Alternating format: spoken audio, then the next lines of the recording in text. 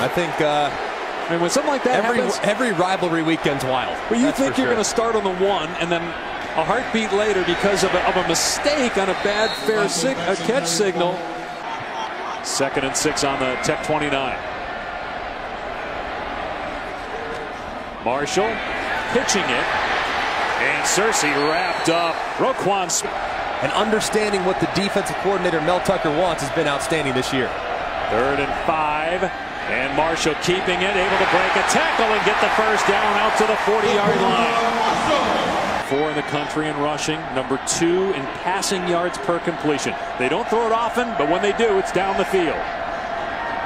Marshall with the pitch. Georgia's all over it. Lynch, hogtied. Out when trying to keep this defense honest. So a loss of 1, 2nd down and 11. And met at the point of attack is Cottrell, able to get a couple of yards. This is not going to be an area in which Georgia Tech's going to have a lot of success against a defense like this.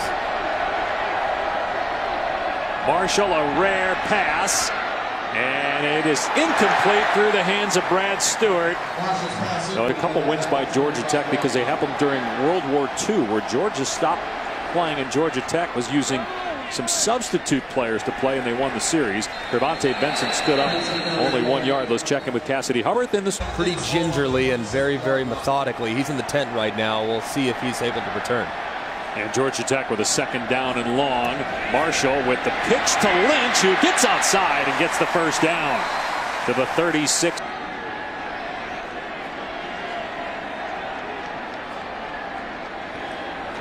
First man through. It's Benson, not much. No, does it based off of feel and alignment. In other words, there's no play sheet as Marshall is tracked down. A late flag comes.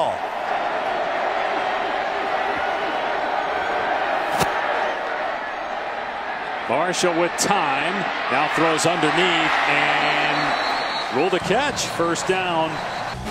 We got a fun couple weeks in college football upon us. Getting it started here on Rivalry Saturday. Marshall, late pitch, and Searcy dumped by Roquan Smith. I don't know. You beat 2 #1 ranked teams in 1 season. That's true. You beat Georgia twice and Alabama in a month. I think that's pretty good. Pass on the money to Ricky June, their best receiver, and they can't bring him down. Carries a convoy where the ball is. You can see him right now. Look at this alignment, guys. He's lined up kind of like a tailback on defense, so they try to hide him there. Searcy reversing field. And they finally get him to the ground to the 40-yard line, so it's only a 3-yard run. Lorenzo Marshall, as he goes into the offseason, is really going to have to advance with his consistency. Yard per play on first down, I should say, so far in this ball game. They got 3 on that first down. Marshall trying to find a hole. Hit by Roquan Smith again. Out to the. Roquan Smith is effective as anybody when it comes to bringing down opposing players. Wide pitch to Cottrell. Smith able to track him down, and it'll be close to the first down at a team speed. Smith on the sideline right now. Georgia Tech from its 48-yard line. Option to the left, and Marshall's pitch to Searcy, and he's dumped. Now compare. Right there, he was up to the task. Look at again how the linebackers are set up. Those 2 guys in the middle of the field over the ball on 2nd and 10. Marshall pitching it. And Lynch able to keep his feet in bounds. He paid for it, though. He got hit hard. Hasn't been overwhelmingly accurate throwing.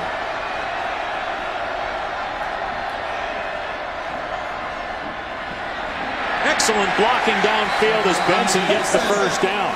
We talk about the cut blocks. It's not. But it's enough to get in the way and not allow the tackler to potentially get hands on the ball carrier. And you know that the defender is thinking about that. Big hole for Benson straight ahead. Down to the 33. I think that's the throw it over your head. It's so difficult to handle and recognize on a down-by-down basis.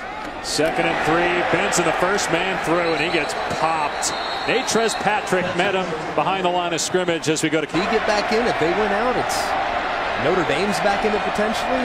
Could get very interesting. On a jet sweep, Lynch trying to get the speed. Just can't do that against Georgia. It's really hard with their line. Critical 4th and 4. One pass so far from Marshall, only 108 on the season. 4th and 4. Marshall will throw here. Almost intercepted. Georgia will take over on downs anyway. Situations defensively, Georgia Tech unable to do so on that last drive. And you get the feeling this is a drive that has to end in points for Georgia Tech, and they're starting on their 25-yard line. And that pass off the mark intended for Brad Stewart, who is open. Continues to evaluate the way he throws it and releases the ball with conviction. Rolling out to throw on 2nd down, going for June, and that pass thrown out of bounds. The Georgia Tech offense, not quite as good and not quite as balanced. Bulldog fans making themselves known. They're up on their feet right now. Marshall gets out of there, and he's able to break a tackle and get a 1st down, and then maybe a late hit. Didn't react. That's a good point, Dave. I'm due one every now and then. Here's Marshall with a pitch, and Searcy knocked down at the 44-yard. Isn't talked about enough and probably a little underappreciated in this defensive group. On 2nd and 7, Marshall grabbed at the line of scrimmage. Expect them to try to keep it on the ground here. First things first, 3rd and 5. Marshall pitch to Cottrell, and he's able to get the 1st down, keep his feet in play. And they finally track him down to the 20-yard line. 45, even 4 hours, and get it to around 3:15. On 1st down, they run Kervontae Benson, who's a 1,000-yard rusher. This and consistent, huge opportunity for him here in the red zone. Option to the right. Marshall pitching it. Inside the 15 is J.J. Green, the former Georgia Bulldog, who usually picked up in bunches. On 3rd and 1, Marshall keeps it. And looks like he's got it to the 9. Convert for another fresh set of downs right here.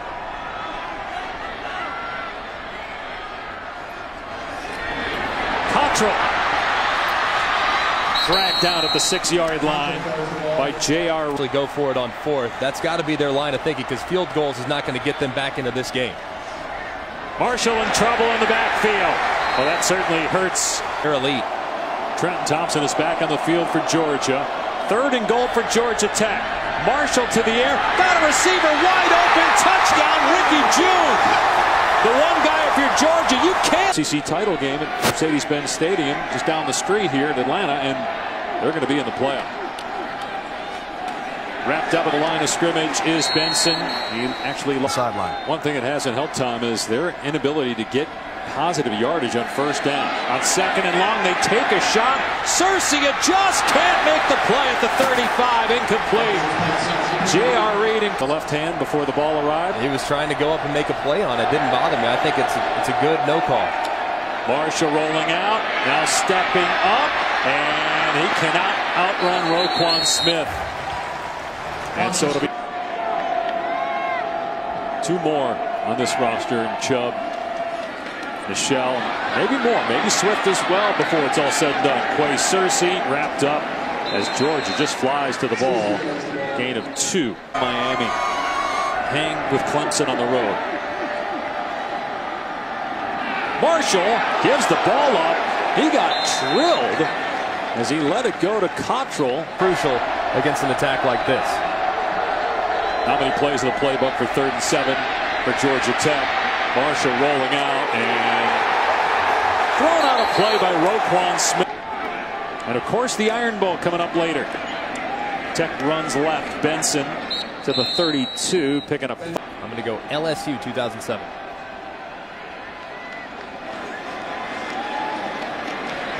First down run for Benson. I'd call it. You were like 11 years old at this point. How do you remember all this stuff at such a young age when all this occurred? Marshall, nice run, picking up the 1st down to the 47-yard line. Why do you assume he's cheap? Tennessee, Phil Fulmer, and Ohio State. I'll let Luke's have that one. Dress. Starts with a sweater vest. Yes. Marshall on the loose. Inside the 30-yard line. Taquan Marshall. All the way to the 23 before he gets slammed to the ground. And Troy Smith, a quarterback who won the Heisman in 06. Marshall keeps it here, faked the pitch, and held on to the ball with Georgia diving at it. He doesn't want to leave, but it's a name you never seem to hear. But if Paul Johnson can do it at a school like Georgia Tech, why not Niumatalolo? Well defended by Walker on the quarterback Marshall. It's going to be 3rd and long. And some chip with it. How high can you go with this style of attack? 3rd and 10. They're in 4-down territory. Marshall to the end zone, and it is intercepted. And Baker takes it out. Tackled at the 15-yard line. To dialing in to some of these incredible matchups over the next few hours. Daquan Marshall keeping it. And he gets trampled at the 28-yard line as Georgia continues to flip. You know, I mean, Wisconsin, they've been dominant, no doubt. That's into the 31. It'll be 3rd down. Greg, Dave's been trying to sell threes. That's one of the biggest in school history, to beat Michigan and Jim Harbaugh last week. But now they have to play a Minnesota team that's coming off getting blown out by Northwestern last week. Wow, would have hit by LeCount, but Marshall got the 1st down.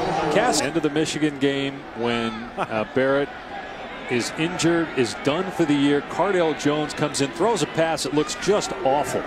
And we start talking about, man, how is Ohio State going to do this with the questions? But JT Barrett's health, very important. It'll be interesting to see what the diagnosis is on that.